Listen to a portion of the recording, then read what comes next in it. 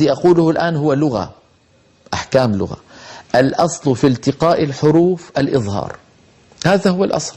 الأصل أن تأتي الحروف أثناء النطق وأن تكون كلها مظهرة، هذا هو الأصل. لا يقال لماذا أظهرنا كذا، الأصل الإظهار. والقاعدة الآن التي سأقولها انتبهوا إليها: كل عدول عن الإظهار إلى غيره عدول إلى الأسهل.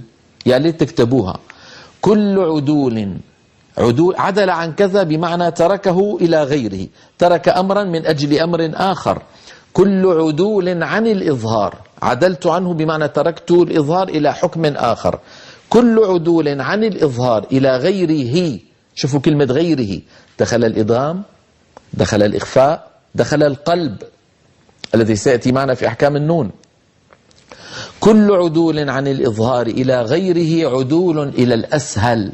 هذا أمر تفعله العرب بطبيعتها، ليس أن العرب لم تكن تعلم ذلك وجبريل هو الذي نزل بذلك معلما، أبدا. العرب هكذا تتكلم. العرب تظهر النون عند أحرف، أو تظهر الميم عند الحروف كلها. وإذا جاء بعد النون مثلا فاء، فإن العرب تخفي كما سيأتي معنا في بحث الإخفاء إن شاء الله تعالى. إذن كل هذه الأحكام التي نقرأها في علم التجويد ما هي إلا أحكام لغة.